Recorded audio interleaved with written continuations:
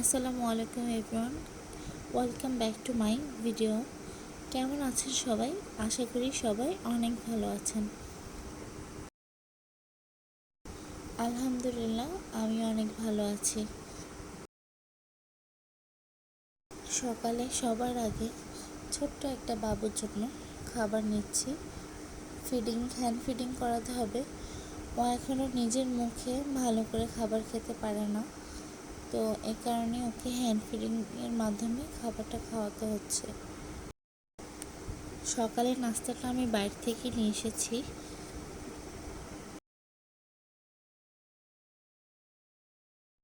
আমার বাসায় সবচেয়ে বেশি ভালো লাগে আমার এই জায়গাটা। এখান থেকে জানলার পাশে চেয়ারটা টেবিলটা রেখেছি, তো খাবার খাওয়ার সময় বাইরের দিকে তাকাই আর খাই। আমার কাছে খুবই ভালো লাগে। আপনাদের কার কাছে ভালো লাগে আমাকে কমেন্টসে জানাবেন।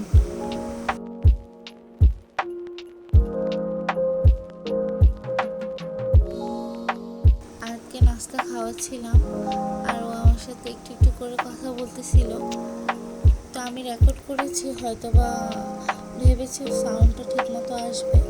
এখন দেখি ওর কথা একটু শোনা যাচ্ছে না, তাই সাউন্ডটা অফ করে দিতে হলো।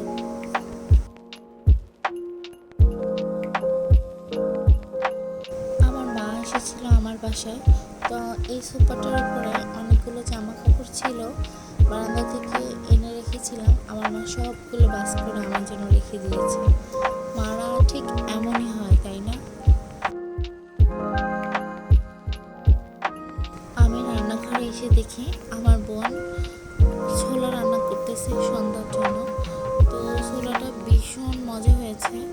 তো আমি ডিটেলসে তো আর ভিডিও করতে পারি নাই, একদম ঝালমুড়ির মতো হয়েছে। তো আপনারা যদি কেউ দেখতে চান তো আমাকে জানাবেন, আমি ডিটেলস একটা ভিডিও করে আপলোড করব আপনাদের জন্য।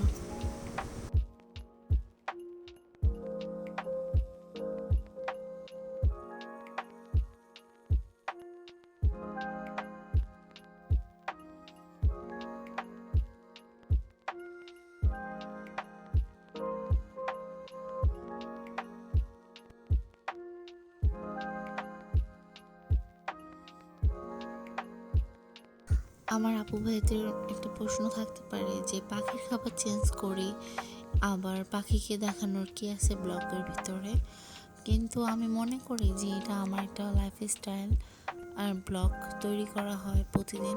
তো এগুলাও আমার লাইফের একটা পার্ট। আমি প্রতিদিন এই কাজগুলো করি। তো সবসময় তো আর দেখানো হয় না, মাঝে মধ্যে দেখাই।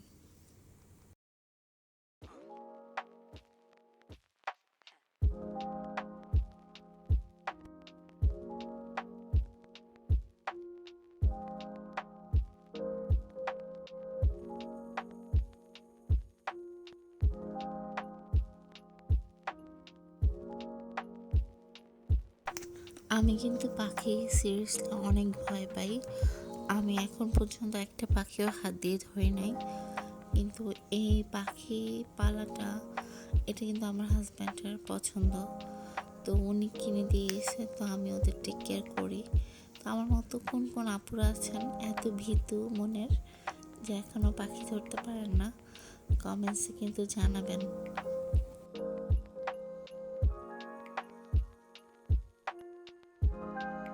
যদি কোনো টিপস বা কোনো রকম পরামর্শ থাকে যেটা আমার পাখিগুলোর জন্য ভালো হবে, প্লিজ আমাকে জানাবেন। আর আপনারাও যদি কিছু জানতে চান, আমার এই ছোট্ট জানার ভিতরে আমি যা জানি আপনাদের সাথে শেয়ার করব।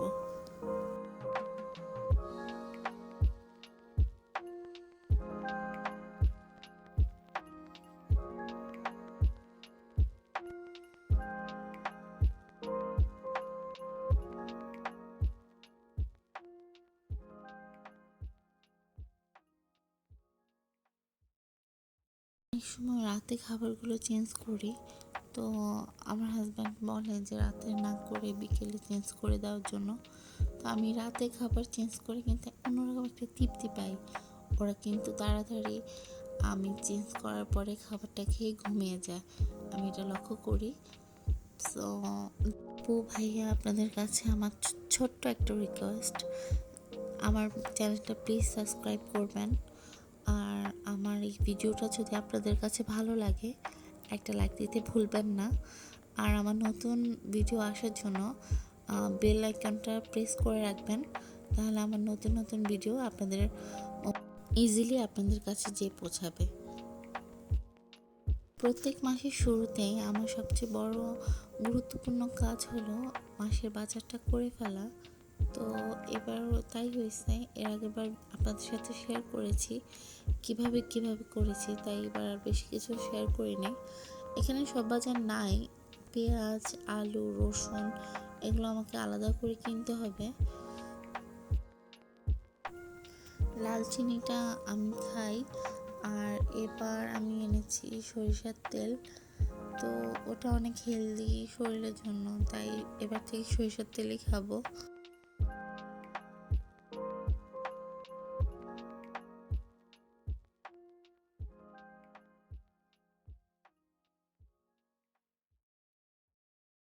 এবার মনে করে ব্লিচিং পাউডারটা আনতে ভুলি নাই, এটা খুবই হেল্পফুল। আমার সিঙ্কের নিচের হাউসটা এটা দিয়ে মেজে রাখলে, ব্লিচিং পাউডার দিয়ে মেজে রাখলে তাড়াতাড়ি অনেক পরিষ্কার হয়ে যায়, কিন্তু হাতের 12টা বেজে যায়। আজকের ভিডিওটা এতটুকুই। আল্লাহ হাফেজ, আসসালামু আলাইকুম।